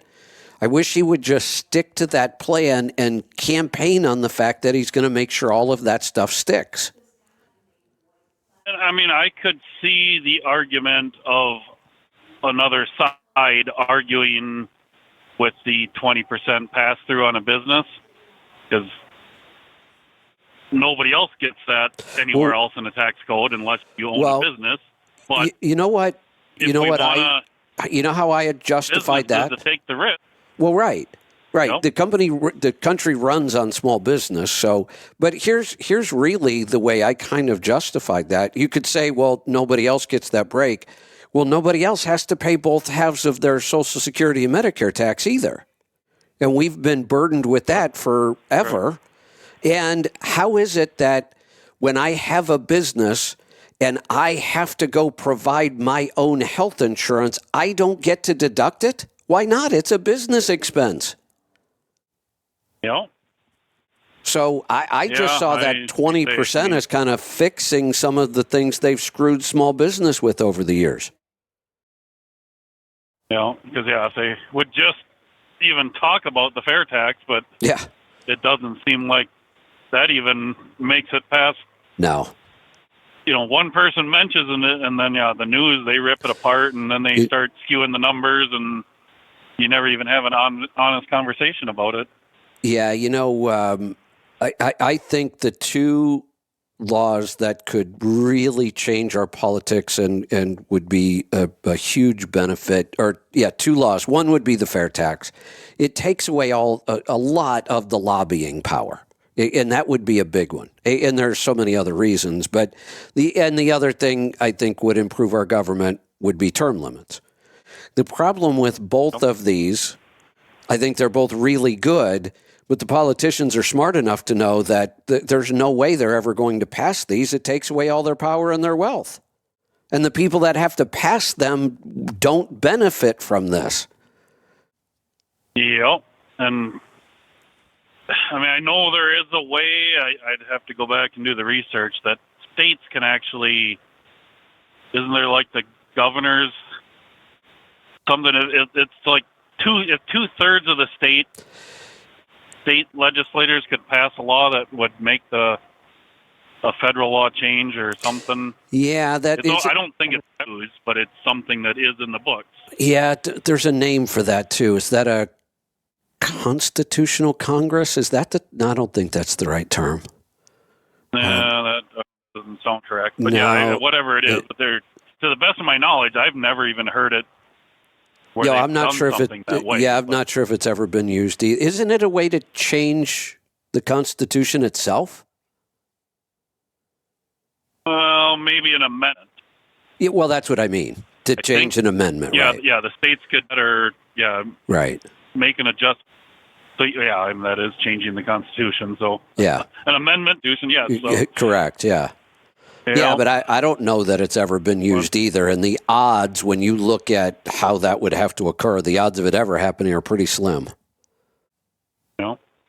So one last thing about politics is just in the last week, not seen a lot of them, but I really hadn't seen hardly any up until the last week, but Paris walls, posters or billboards or yard signs or on people's vehicles, and they were very, very rare before, but now I'm actually starting to see them. So this election's going to be way closer than people think. It's so hard to really get a handle on this one. I'll tell you why. The polls, we know the polls can be horribly flawed. The last couple of elections, they've been off on things.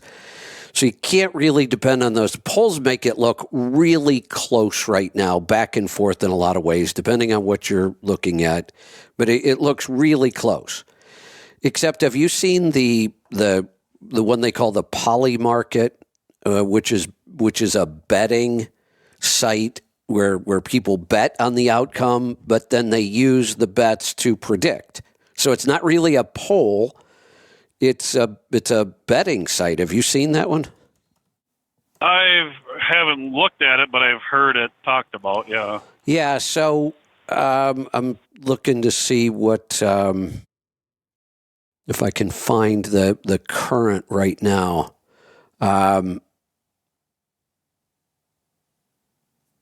Where did I just saw this yesterday sometime? No, I can't find it again.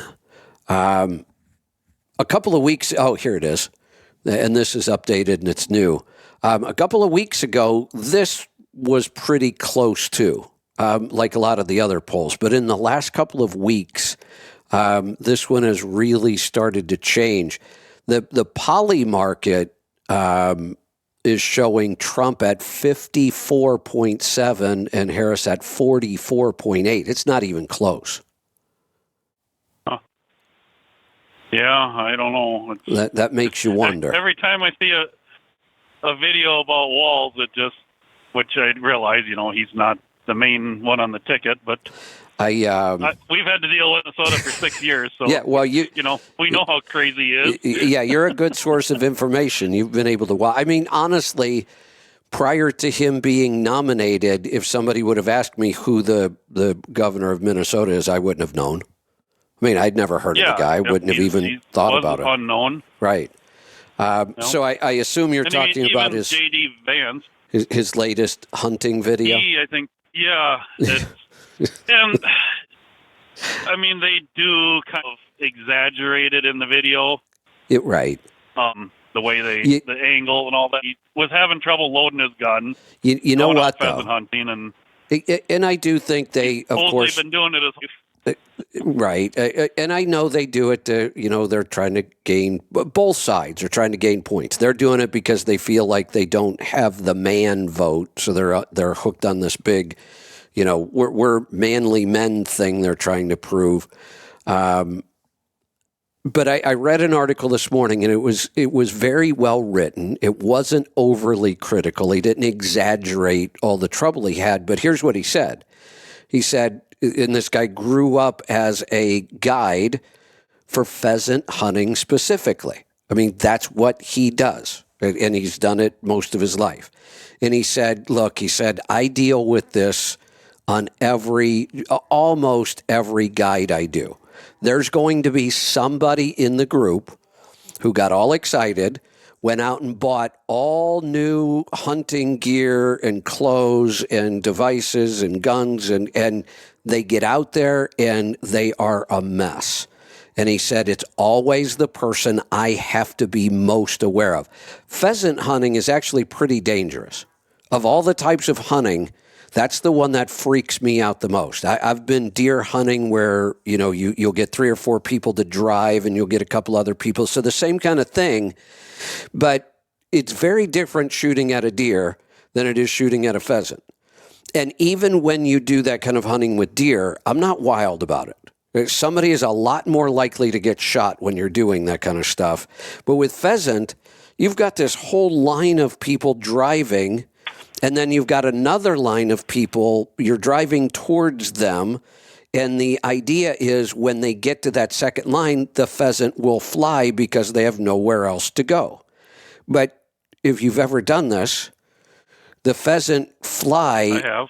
Yeah, at like shoulder height a lot before they actually kind of climb and take off and get up. And you've got 2 lines of people now shooting at birds flying around at shoulder height.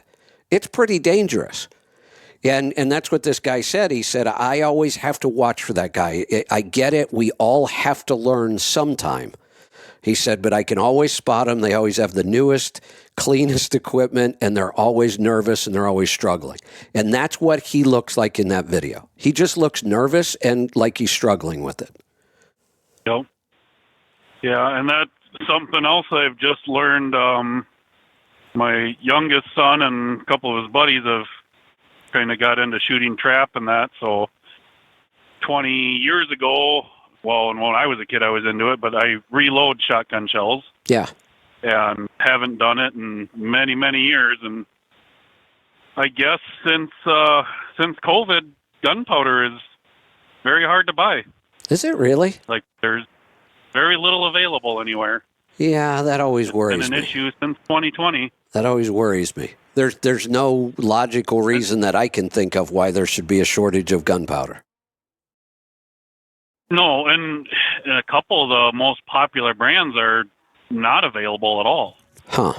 Which is really weird, but that seems odd. It sounds like it might be starting to get a little less bad, but it's, like I say, I haven't bought it in probably 20 years. Yeah. And the price is times as expensive I'm sure. as the last time I bought it, but well, ammunition is expensive. That wasn't a shock, but yeah. Yep, exactly. Yeah. Now, I did see one article. Well, it wasn't an article. It was just a post, and somebody was speculating. I don't know if they've solved this or not. According to this particular post, and the guy sounded like he really knew what he was talking about, they were in a wetland protected area, and no matter what you're hunting, I know there are different rules about hunting pheasant and geese and all kinds of different birds, how many shells you're allowed to have in the gun. I guess with pheasant, technically there isn't a 3-shell limit, except when you're in the wetlands protected area, then there's always a 3-shell limit no matter what you're hunting. And supposedly somebody said it looks like he loaded 5 shells into that gun. Yeah, I don't know without looking that up, but I'm pretty sure, too, once you get into wetland area, you can no longer use lead shot. Oh, there are a lot of Now, states this is that... going to vary state to state. Now, there are a lot of states But that implemented that, right. Yeah. Yeah. 'Cause, yeah, for pheasant and grouse hunting, we still use lead. Right. But, yeah, any waterfall has to Duck, be steel. right. Well, they got Has to be steel, yeah. tungstenizations nowadays, but... Yeah. Yeah, so I don't know if they were making kind of a big deal about, oh, look, the party that wants all the gun controls is breaking their gun control laws. Yeah, well, I guess I didn't pay attention to the background if that was truly wetland or not where he was at. But yeah, I'm not up sure here either. in Minnesota, the most common pheasant hunting is usually in a cornfield. Yeah. Yeah. That's the most popular, but... Well, it's going to get interesting. Did I also see there was like a third assassination attempt out at Coachella? Oh, I haven't seen that, but wouldn't surprise me. This one, I didn't have time to read it because I started reading it right before the show came on. I'm going to go back and check. Supposedly, they found some guy who had a fake VIP pass and a shotgun, and they were saying it's another assassination attempt. But then the guy himself went on and said, no, that's not true. I don't even know what's going on with that one. Well, I mean, it's the news. I don't believe anything they report anymore because I know. So I talked to you since I think Wednesday. So Thursday morning, I got up really early and drove into Tampa behind the back of the hurricane, and oh yeah, Tampa got actually not that bad. There were some things I was listening to that, like the storm surge and all that, 2 weeks ago from Helene was worse than Milton. Right. But that's because, coming up the shoreline, it's pushing when the Helene going north versus Milton moving east. The storm surge was on the south side of the eye. Right. And the fact that it actually had moved a little bit further south of Tampa, the north side was pulling, by the time the eye got on shore, the wind is pulling water back out of the bay. Right. So Tampa probably dodged a bullet there, but yeah, where I deliver, there was some flooding. Yeah, I'll bet. Well, I was watching OP Live, that live cop show over the weekend, and several of their departments are in Florida. They have Daytona Beach, Indian River County. Several departments in Florida are part of that show. And almost every single department, at one point during the night, you saw them in flooded areas.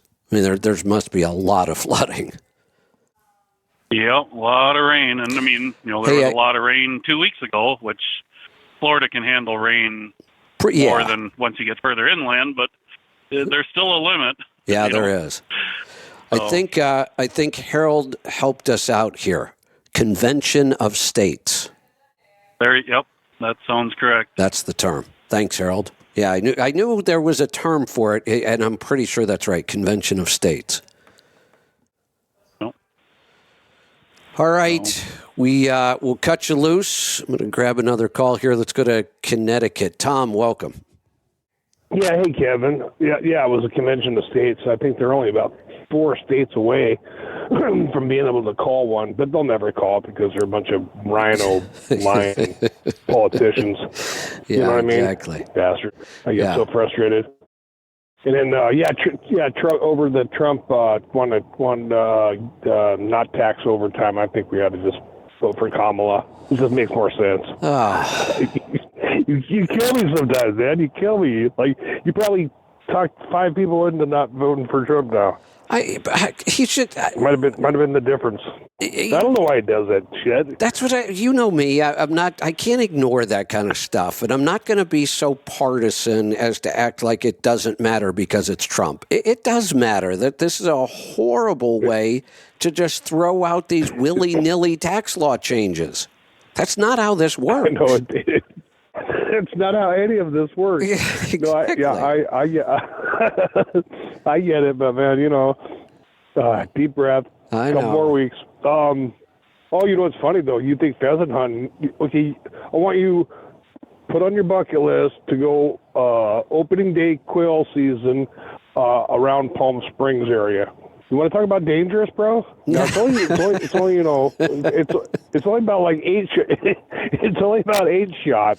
But if you don't get peppered with some 8-shot, I'm telling you, then you really didn't have fun. Well, because you should see, dude. They're swinging shotguns around. You know how fast quail are, and then they fly like waist high, and it's just you just can't describe it. No, I get it. And it is, I'm not a big fan of that kind of group hunting. And with birds, it's, like I said, it's even worse. And you're right. I'm not even sure how grouse exist, though. They are some of the dumbest birds I have ever seen. They just run right on the, right? Yeah. So, I thought, yeah. I always talk about the show Alone. They don't taste good, that's why. Yeah. I talk about the show Alone. Say them as they taste like crap. On this last episode of Alone, they were north of the Arctic Circle. There were quite a few grouse around. One of the guys, and he was from Labrador, I think, far east Canada, one of those areas up there. So he had that weird accent. He was really hard to listen to. But the guy had an incredible skill. He was catching grouse, and if I had to think, I bet he caught 3 to 5 grouse throughout the whole show, probably around 5. He would catch them with a snare, but he would hold the noose in his, he would make like a little noose, and he would just slowly walk up to one and lower the noose down over its head and just yank on it. What a stupid bird. The first time I saw him doing this, he's heading towards this bird with this noose in his hand, and I'm like, what an idiot. He's never going to be able to catch that thing. And sure enough, he just walks over there, slips it right over its head, and kills it. Yeah, sage grouse are the second cousins of the dodo bird. Man, it's a wonder they're still around. Well, nobody, like I say, they don't taste very good, and they're pretty far north. Yeah, I didn't know that. That's why the dodo bird went extinct until the other day. They were just so friendly. Friendly, they just walk right up to you, and just knock them in the head. That's pretty shitty, really. Yeah. Hey, speaking of which, the guy at the Trump rally. Oh, go ahead. Yeah, since we're talking about birds and bird hunting, and we were talking about pheasant earlier. Do you remember growing up? It was always on the cartoons. What was like the really expensive exotic dinner on cartoons? Do you remember? It was a very specific dish. It was pheasant, wasn't it? Pheasant? Pheasant, or but there was a specific way they served it. Even. Oh, I don't remember. It was pheasant under glass. Oh, under glass. Remember that? Yeah, under glass. Yeah, like that mattered. I know. Right. Yeah. But that was it was always in the cartoons. Somebody would always be eating pheasant under glass. That was like the most expensive food, was the way they made that sound. Yeah, some king or queen somewhere. Yeah. That was their dish. Yeah. You know what I mean? They're like, oh man. Yeah, whatever happened to that? Picked up on that. I think I'm gonna do a dinner party, and I'm gonna serve pheasant under glass and see if anybody gets it. Right. Hey, so I'll sort of off topic. Since that gout came back, I said, screw it, I'm just going carnivore 100%. But now, eggs should be okay, right? Should be. And then I like to have a little cheese on eggs. Oh yeah. But is there vegetable oil and cheese? Is there vegetable oil and cheese? There shouldn't be. Shouldn't be, right? Okay. Definitely not. Again, pretty quality cheese. Now, it doesn't say it on there. Oh no. I know the American slices there is. Correct. There are cheese-like products like Velveeta. Right. Yeah. Velveeta. Well, here's it almost makes me embarrassed to be an American. Is this really the cheese we want to put out into the world and call it American cheese? No, exactly right. And I thought until I was about 21 that Velveeta was fish bait. I really did. I swear to God, no one you would really eat that. You know what I mean? I really did. I thought it was fish. That's what we just used for fishing because it was cheap, easy to put on the hook and wham, There you go. Oh my God, it's horrible. The dude over at the Trump rally claimed he was, a huge Trump fan. He had handmade license plates on his SUV, and then, like you said, forged press pass. But he had 2 or 3 different passports with different names on them. And being California, boom, out on bail, $5,000. I'm like, well, wouldn't you want to at least waterboard that guy for a little bit until you get something is odd about the whole story. Out of him? Something just, if it really was an assassination attempt, are we really that blasé about these now? Oh, yeah, there was another one. I can remember a time when assassination attempts on presidents were kind of big news. They don't seem to be big news kind of anymore. real big news. Yeah. That now they just seem to be kind of, oh, yeah, there was another one. I'm like, what, another one? And then I go to read it, and every article I read is so bizarre, I can't figure out what the hell happened. Well, you want to hear something that's crazy? So my dad had a real estate office in Southern California when I was growing up. And then, so back in the 70s then, when that woman tried to assassinate Nixon. Now, she, as it turns out, worked as a secretary for my dad for like 15 minutes, and he goes like, this was a little bit nutty, man. And so he let her go, and this is years before.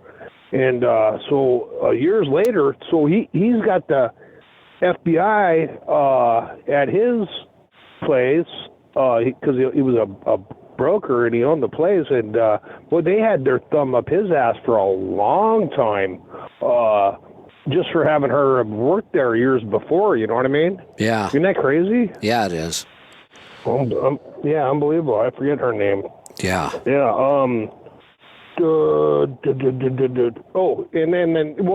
back to the taxes on overtime thing in Oregon. So when I worked for OD, I started on the dock, and then went through the training program and got my CDL.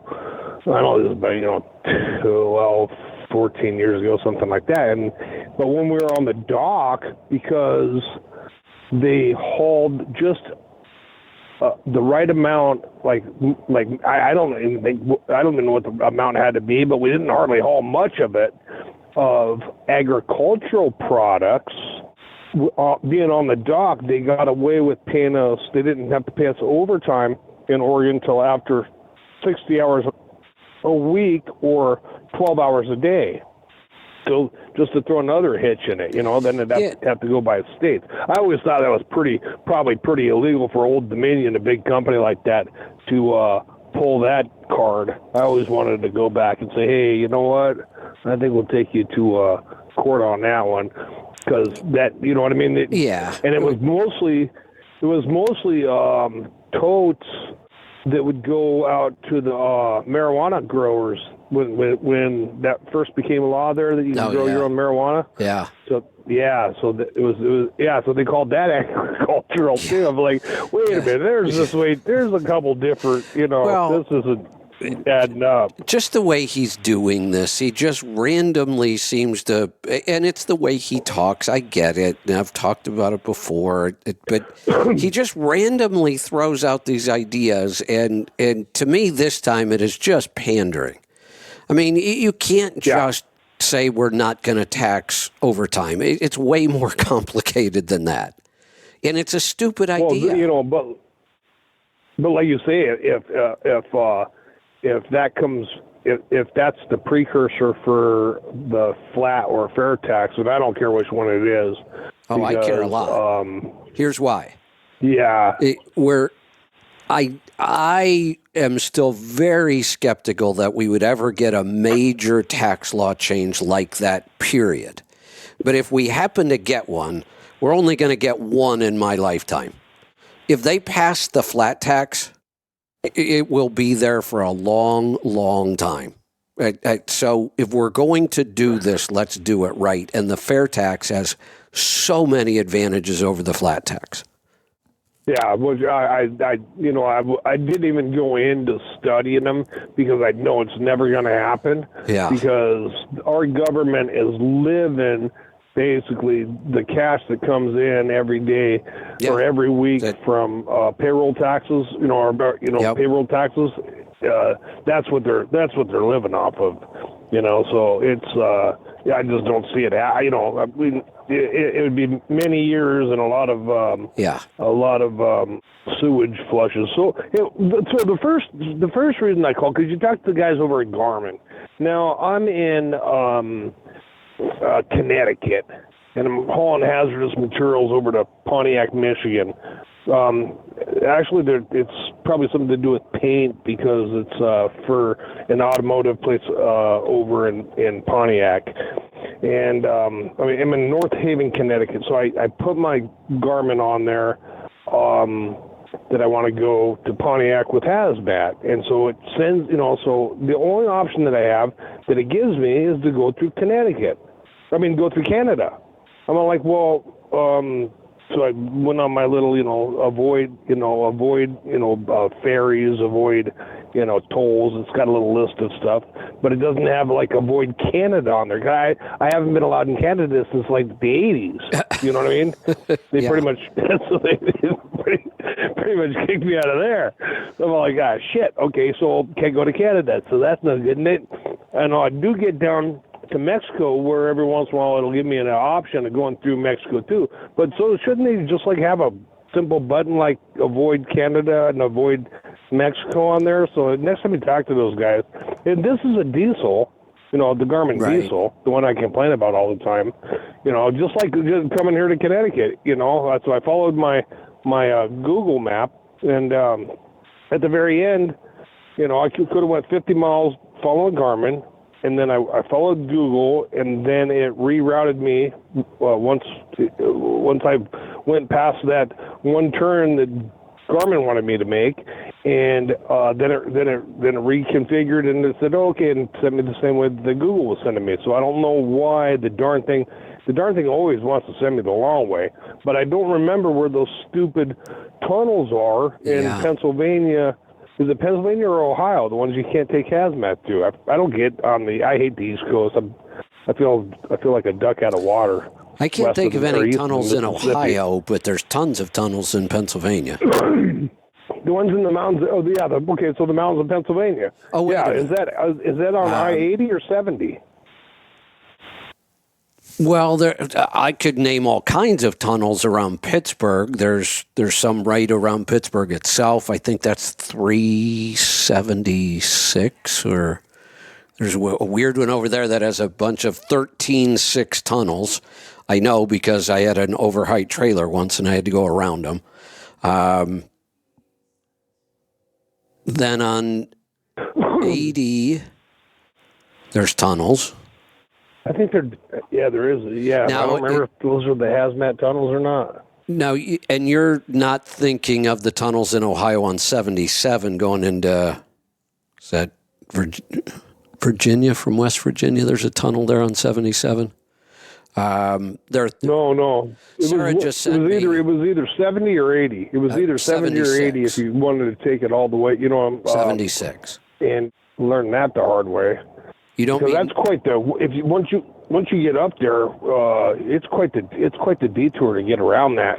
Well, if you're talking about 76, which is the Pennsylvania Turnpike, and Sarah just sent this to verify, there are 3 tunnels on there that prohibit hazmat, but there are routes that are pretty quick to get around them too. Okay, that's 76. Okay, Sarah. Thank you, Sarah. The weird thing, it's 76 and 80 in Ohio, and then Pennsylvania kind of switch. It's very confusing if you don't go through there a lot. Yeah, that's why I try to stay in west. Ohio, Route 80 is the turnpike.